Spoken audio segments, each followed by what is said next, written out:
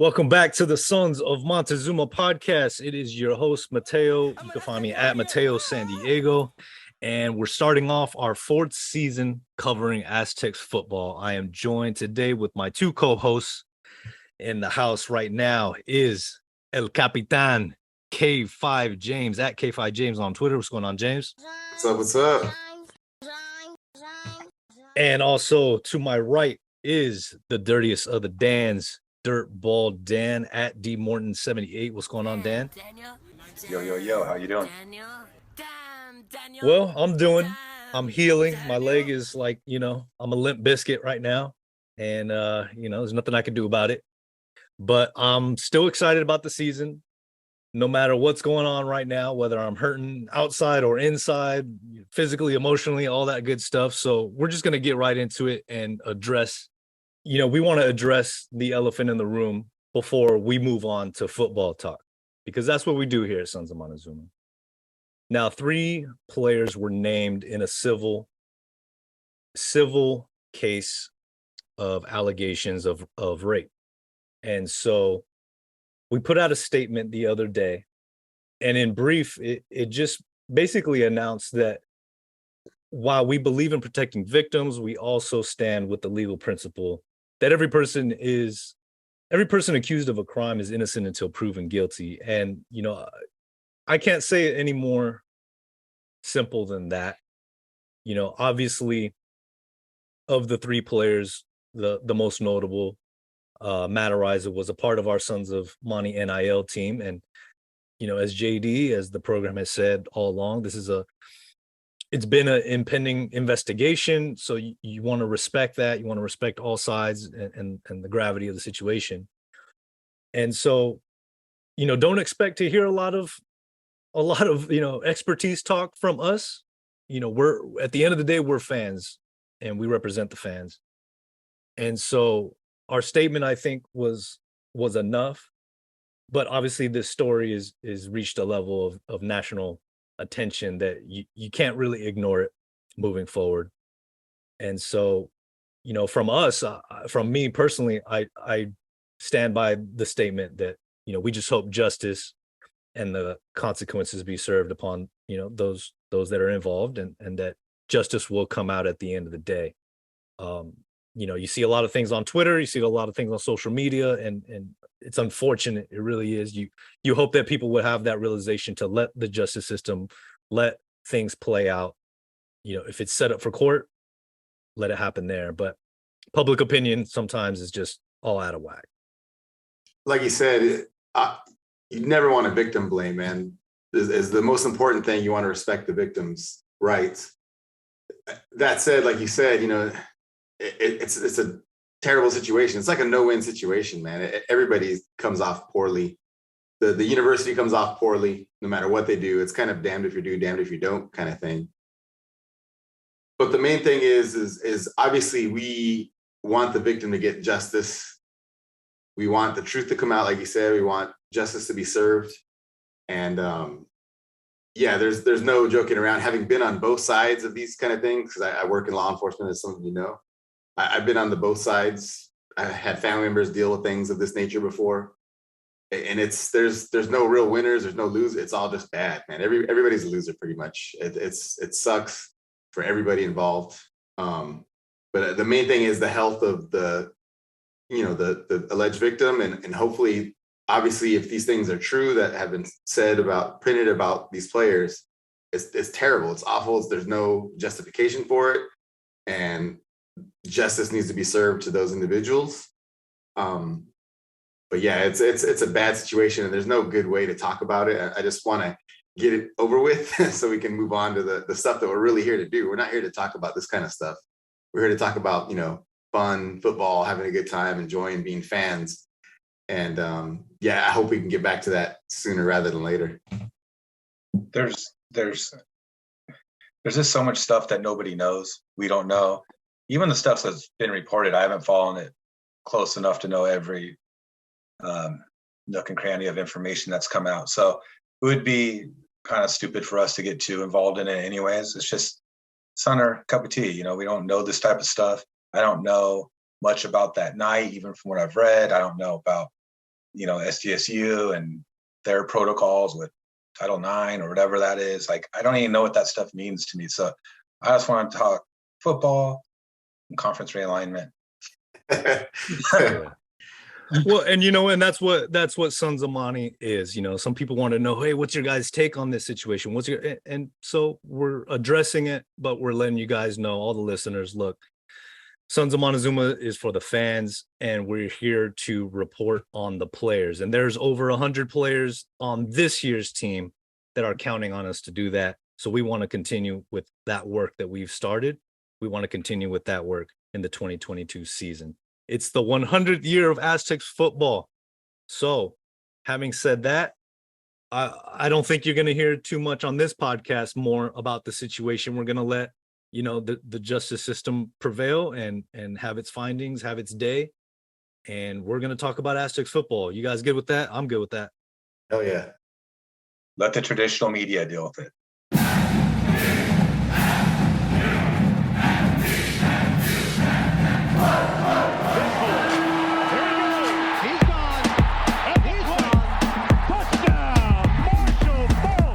Toss to him. Can he get the edge? Gonna try. He's got it. Record time. Donnell Pumphrey smashes the record.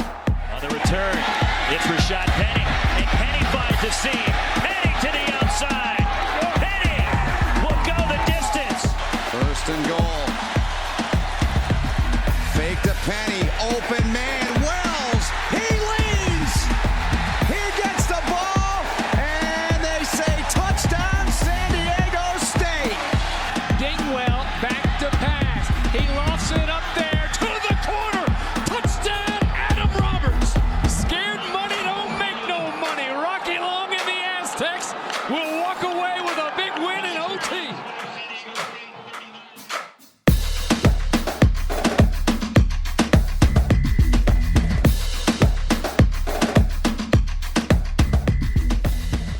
All right, guys. This Saturday, the Aztecs open up Snapdragon Stadium with the Arizona Wildcats. We took them to the shed last year. I mean, I don't think that's necessarily going to be the case this year. I think we should win, but it's going to be a different team, right? But let's talk about the Aztecs. The depth chart just got released, so some interesting position battles. Anything stand out to you guys most on the offensive side of the ball that kind of made you scratch your head, or was everything pretty much what you guys thought? The first one was initially through camp. Brady Hoke thought that Simmons at right tackle was just going to be for depth, just in case there was some injuries. But it ends up he's stuck there, and so he'll be starting right tackle, which I think we all kind of wanted him to be. What about you, James?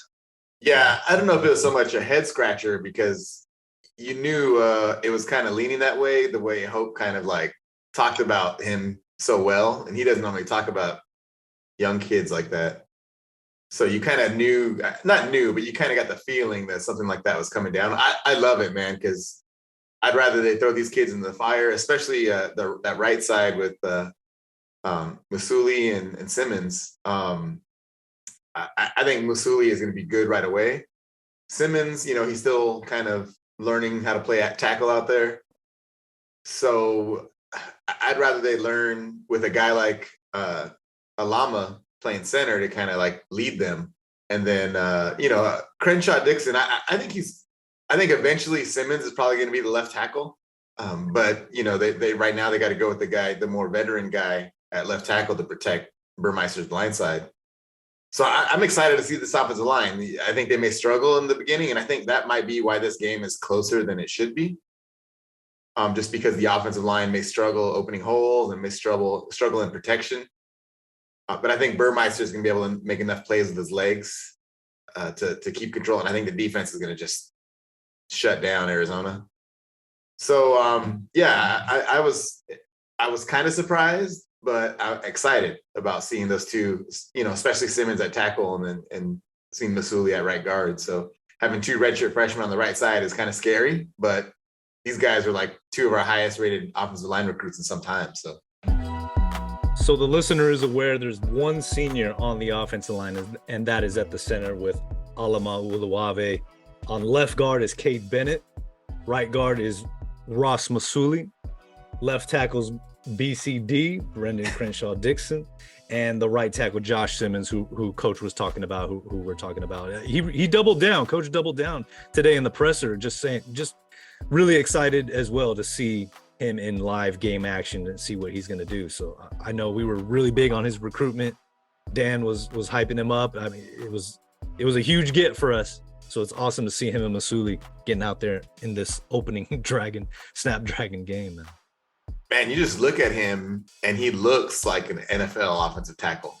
Yeah. He's not, a lot of offensive linemen are kind of chubbier, heavier guys, and he looks like a normal person, but he's 6'6", 305 pounds. But he's like, proportions are not normal for a guy that big playing offensive line. So that's like the new modern style of NFL offensive linemen. There's kind of more athletic guys like that. So it's super exciting, man. I can't wait to see how he does and how he grows this year. The other positions shake out as follows. At the tight end spots, we're looking at Mark Redmond, the junior transfer from Washington, and Jay Rudolph, the junior tight end. He plays the H. So at the receiver spots, of course, the senior captain, just named Captain Jesse Matthews, our NIL team member, and Tyrell Shavers. Makai Shah was a name that Jesse Matthews seemed to stand out when we talked to him back in spring ball. The injury that went down with TJ Sullivan, thanks James. I know he was primed to have a bit of a breakout year. So, that's the first time we're reporting on that. So that's a tough break for the young guy. But Makai Shah and, of course, Breon Penny, I'm hoping those two young guys, step up. But it's Jesse Matthews and Tyrell Shavers, man. It's these two seniors' time to shine, and hopefully Burmeister can connect with them often. Yeah, you got two guys, Matthews is a guy who plays like he's 6'5", and Tyrell Shavers is actually like 6'5". So yeah, I'm excited to see what those guys can do when they have a quarterback that can get them the ball. Hopefully we have that this year.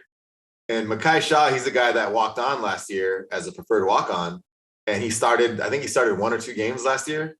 So he went from walk-on to starting. So, that's kind of like Jesse Matthews type stuff where a guy just works his tail off. And that's always cool to see. I'm always excited to see those kind of guys have success. And hopefully he's able to continue that trend. We always have like that one walk-on receiver that comes out of nowhere, right? Going back to, this one's going to bring you back. Remember a guy like Tim Vezzi? You remember that guy? Tim Vezzi, yeah. A guy like that. And maybe, Makai is going to be a guy like that.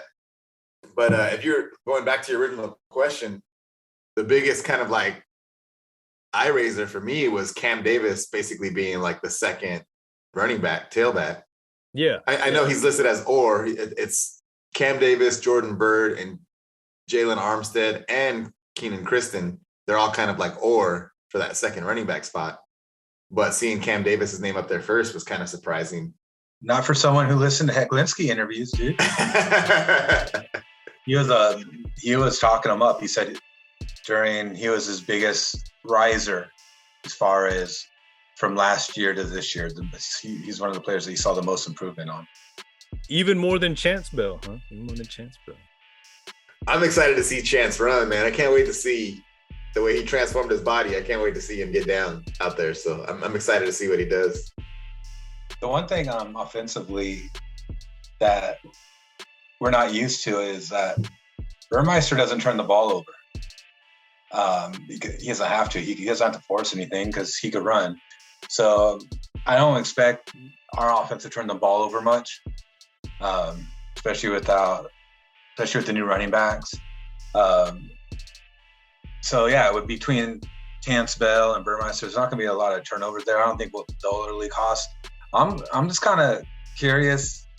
When we were at that scrimmage, Burmeister threw a dime to Jesse Matthews. Hopefully we could get some downfield looks more than what we have in the past. Something down even in the middle of the field, some seam stuff too. I want to see a different passing offense instead of just passing plays where it's only meant for one target. it's a whole scheme based off setting up this one receiver to get open or this one tight end to get open. I want to see an offense where a quarterback could check down or could look off different secondary and find different wide open receivers.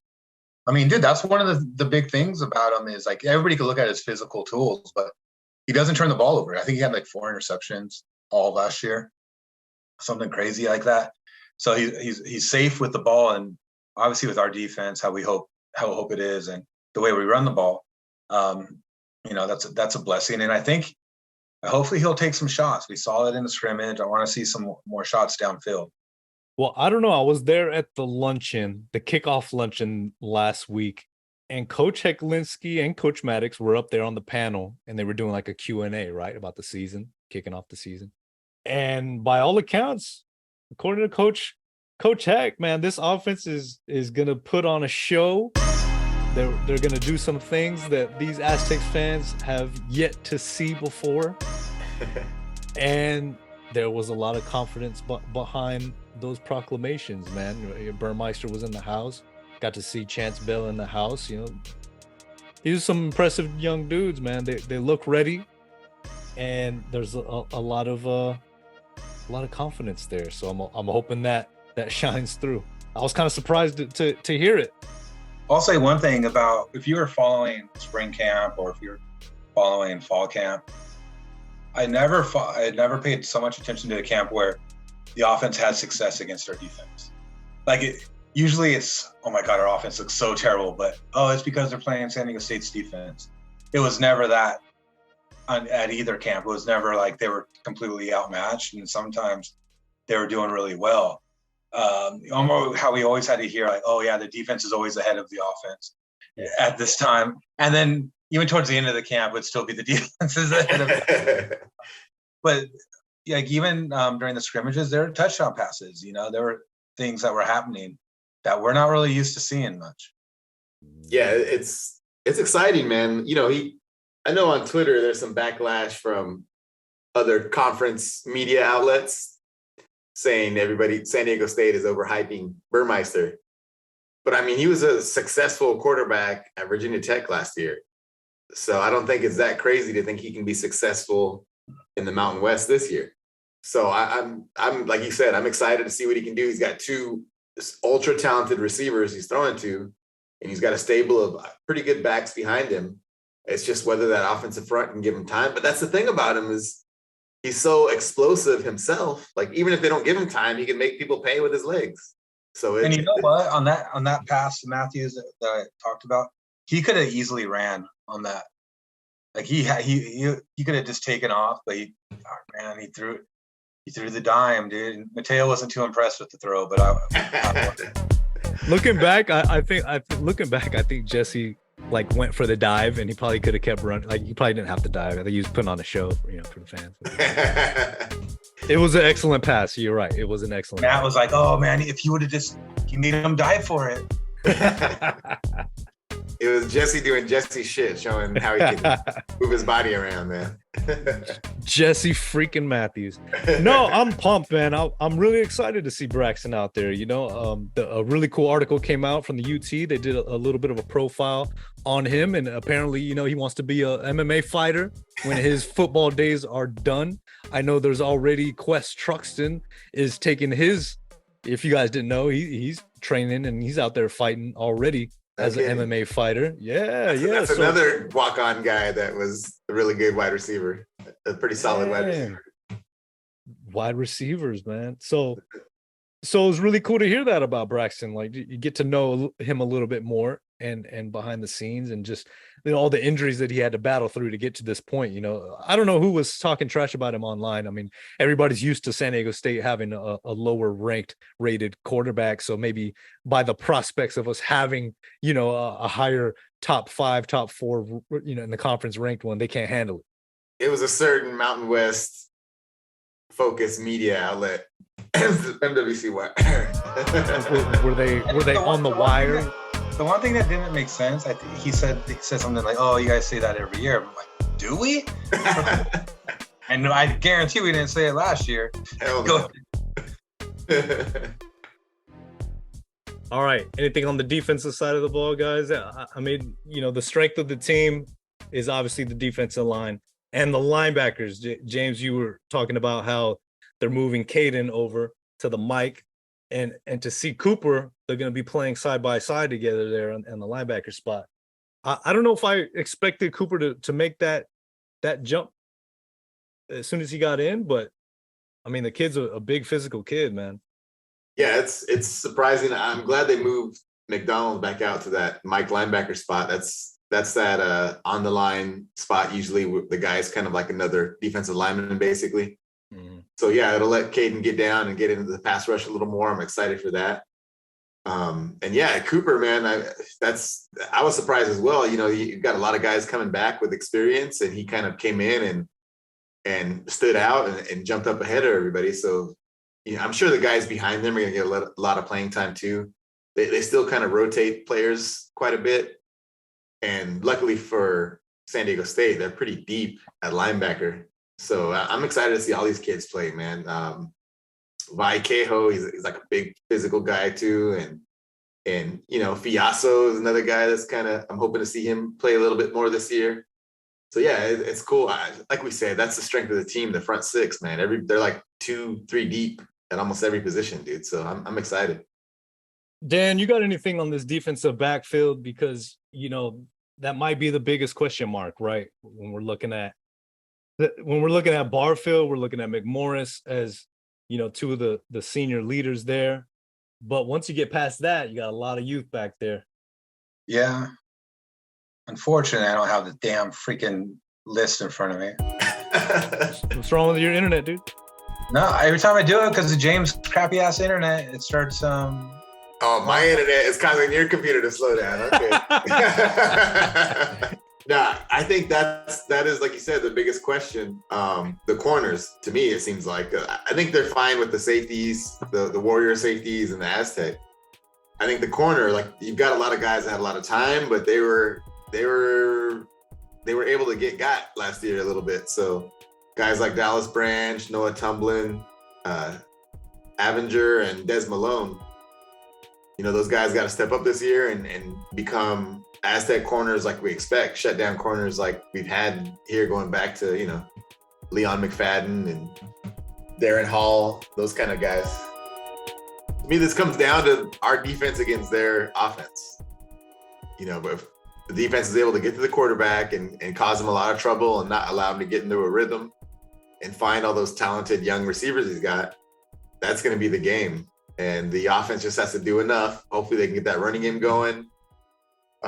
Get at Jesse Matthews and Shavers, let them go to work against they have a really good corner, but the other one is kind of a question mark. So go after whoever is not covered by the really good corner. And again, take advantage of the tight ends. Like you said, they weren't ready for the physicality of Daniel Bellinger. And all the reports we hear that Mark Redmond is that kind of guy, like a big physical athletic guy. And that's bad news if they can't tackle very well. They're still going to be struggling with the physicality of San Diego State. So that's basically, I still agree. I still comes down to our defense against their offense, in my opinion. That's where the game's going to be made or broken. Yeah, so whatever, bro. I'm excited to see this. I'm excited for football to start so we can get back to the fun shit. I'm excited to see the difference this stadium is going to make in the way the team plays, to see if it affects, they haven't had a home field advantage in forever, basically. So I'm interested to see, because I've seen home field advantages make a difference in a game before. And it's going to be exciting to see that, hopefully, on Saturday. That anticipation is better than coming out onto the field and seeing like empty stands, man. So I think that does more for a kid's morale than coming out to a dead stadium, If San Diego State wins the toss, what do you want to see them do? I want the ball, bro. I want them to kick, dude. Not supposed to be rocking this, because on offense you're not supposed to be screaming at first, So that's that's true. That's a good point. That's an excellent point, Dan. Let's get it wrong. Let's get loud. Let's get behind the defense. That's why you get paid the big bucks, Dan, because you come up with good shit like that. This is why I ask for raises all the time. Yeah, that would be good, because it's going to be rocking. Throw the defense out there first, let them get a 3 and out, I'm excited. Like Dan said, we talked about on the podcast last time, the player introductions and things like that. I saw something in an article today. There's going to be some kind of like interactive halftime game we can play. Like I'm excited to see all that kind of stuff this Saturday. Are they going to do Aztecs first down, you think? They have to, bro. They were doing it at the scrimmage. Oh, they were? Yeah. I want to say they were doing it at the scrimmage. I want to know, and I think a lot of people want to know, is the cannon making its way into the Snapdragon Stadium for every touchdown? That's a good question. I don't think so, because why would they be testing those fireworks, Dude, those fireworks are chintzy, dude. Especially during the day. I mean, yeah. Okay, are we going to see the San Diego Chicken? Is he going to make an appearance? Because, he's at all the big time events, man. The San Diego Chicken. I think that dude's retired, isn't he? I haven't seen him in a while, man. Dude, you got to have the chicken, bro. You're opening a new stadium. Like, it's got to happen. I wouldn't be opposed to it, but that dude's getting old, man. The chicken only comes to sellouts. Oh, here we go, Dan. Yeah, Dan's disappointed in the Aztec faithful not selling it out so far. Yeah, it's like, come on, dude. So you're opening up a new stadium. The resale market is not too hot either, I hear, man. Really? Yeah. I mean, they're pretty pricey, dude. Even for, for the top, like the worst seats. I mean, it's a little steep, right? The pricing is a lot. It is pretty expensive, dude. Yeah. I mean, I've had multiple people come up to me like, man, I was looking to go to the game, but man, those tickets are expensive. Okay, Dan, who's going to score the first touchdown, Arizona or the Aztecs? Aztecs. It'd be depressing if Arizona does. Who's going to score the first touchdown? What player? I'm going to say, damn, that's a tough one. I got it, dude. I'm going to say Burmeister on the quarterback run. Ooh, I was going to say that. That's a good pick. I'm going to say Breon Penny. Kickoff return. What? Yes. He's back there with Jordan, dude. He's back there with Jordan Bird. They're not going to kick it to Bird, and Penny's going to get it and house it. That's my prediction. You're just trying to be different and weird. They're going to house a kickoff return in this game, dude. I can feel it. All right, now do your real pick. No, that's a good pick. That was it, dude. That was it. Dude, he's probably not even going to touch the ball. Dude, they're not going to kick the Bird. They're going to kick to him. They might get through the end zone. Come on. They ain't got that kind of leg, dude. All right, guys. Time for our offensive and defensive players of the game. I'm going to go first on offense. I'm going to say that Braxton Burmeister will get the offensive player of this game, whether it's running or passing. I know, it's probably the no-brainer. Way to go out on a limb there, buddy. Way to go out on a limb. Hey, we can't usually say that at the quarterback spot, so it is kind of going out on a limb. So I'm taking it. Ha! Who you got, James? I'm going to go with my dude Chance Bell, man. I think he's going to have a big game. He's going to solidify his number one running back status. All right. Dan? Jesse Matthews for sure. He's just going to carry it on from the last game where he was pretty dominant in the bowl game. So, well, they say something. No, he's my boy, dude. I love Jesse Matthews. Yeah, we all. Best interview you could do is Jesse Matthews. Yeah. Oh man, had a great time. Okay, Dan, on the defensive side, your turn. You get first track. You get first chance at the defensive side, man. I don't think I'm as high on the defensive line as you guys are, but I'm gonna go Cooper McDonald. I think he's gonna be a beast out there. I mean, this guy was a really highly rated recruit. Played even at Washington pretty young. He has a lot to prove. He's gonna want to do well. Big kid, great kid, and I think he's gonna go out there and be really physical. Okay, all right. That's a good pool, man. I was gonna go with his brother, but I can't now because I don't want to show favoritism to the McDonald brothers. Yeah, see, that's why I did that. But now you're So I'm gonna go with our dude, my my half Mexican brother, Keyshawn Banks. Yeah, the deuce. Yeah, the deuce is gonna get loose against that offensive line. Excuse me. All right. Well, then, if you guys are picking a linebacker and a defensive lineman, I'm gonna roll with Patrick McMorris there at the Aztec spot, the senior. Hey, man, he's a team captain. I think he's gonna have plenty of opportunities to make some big plays with that Arizona offense spreading the ball all over the place. So that's my pick, and I'm sticking to it. Okay, guys, what do the Aztecs have to do to win this game? What do they got to do? Not give up too many big plays, run the ball, and obviously stop the run. I don't think it'll be an issue against this offensive line and running back crew in Arizona. But, play solid defense, don't turn the ball over, and run the ball. And if they get some passing stuff, that's cool too. That'll be fun, but that's not as important. 80. I think Newt Rockne had that same. No, I think we need to get some explosive plays, some big chunky yards. We can't do that, barely get 10 yards and expect to drive, have a long drive like James wants. Actually, I want the big chunky, big gap yard, passing, running, whatever it is. We need to get something. I also want like big plays down the middle of the field. We didn't do that at all with our tight ends last year, so hopefully it's more prevalent this year. But I want to get big gap plays and get our confidence on our offense.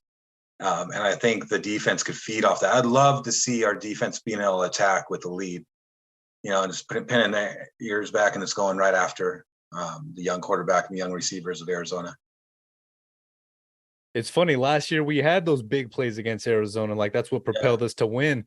But they weren't necessarily, like you said, down the middle. It was like Bellinger had that huge short pass and just rumble all the way down to the 5-yard line. And then he had one where he took it in the end zone. Yeah, some might say they were gimmicky. So I want less gimmicky plays. I want more traditional offense plays where they make the right read and they find the gaps in the defense and they make some plays. There was nothing gimmicky about Greg Bell running through that big ass hole for 50-something yards. That was not a gimmick. That was the offensive line blowing Arizona out of there. Okay, so the Sons of Montezuma are going to be live streaming the tailgate. That's right. You heard me. We're going to be live streaming the tailgate. So those of you Aztec fans who are not going to be in attendance there in the parking lot, you'll be able to check in on our YouTube page, our Twitter page, and you can watch all the happenings that are going on. We're going to have some special interviews with former players. We're even going to have a special surprise current basketball player come by for an interview. So you definitely want to check it out. Guys, we're going to be in the yellow lot. We're going to be there at 8:30, setting up there at Snapdragon's yellow lot, the south lot. Hopefully they'll have plenty of toilets and dumpsters there for us to make a mess. But just a great time before the game to wander around, check out all the different sites that we didn't get to check out last time. And looking forward to seeing everybody officially. It's going to be a packed parking lot. That parking lot it's big, but it's not Qualcomm big, so it's going to be jam packed. Dude, the fun part would be if you went and hanging out afterwards. Honestly, It's 4 or 5 o'clock. Yeah, chill. That'd be cool. Hey, if it's like you said, if it's a victory, we will be hanging around and toasting it up and really get to celebrate, breaking in that stadium and a victory. So we'll be there set up. Might have to bring my kiddie pool, man. It's gonna be a hot one. Fill that sucker up with ice water and just dunk myself. A lot of the forecasts I saw said it's gonna be hot as hell. Hot. So those of you asking, I technically cannot sell Sons of Montezuma merchandise there in the parking lot. I've been getting some people asking, right? Because we are not an official retailer. We have the team store there in the stadium, so I cannot officially sell. But right now you can get on sonsofmontezuma.com. Get your items in for week number 2, which is a night game. Make sure you get yours orders in. How hot we looking at, James? How hot? It's supposed to be 92. Cool. A high of 92. So I thought I was leaving that heat in Yuma, man. That's bullshit. James, I think we're in the shade actually, dude, on that. For a little bit. Oh, at our seats? Yeah, maybe for like the first 20, 30 minutes. And the temperature at kickoff is looking to be like 89-ish. Yeah. All right, guys, I'm looking forward to Saturday. It's going to be a hot one, but, you know, we waited this long for it. Nothing's going to keep me away from going. So hope everybody stops by on Saturday. We'll keep you all informed more this week. Guys, anything to add? Go time. Let's do it. Game That's week. what we've been waiting for. Yeah. All right, until then, sonsofmontezuma.com. This is Mateo San Diego signing off for K5 James, Dirtball Dan. Check out sonsofmontezuma.com this week. Go Aztecs. Go Aztecs.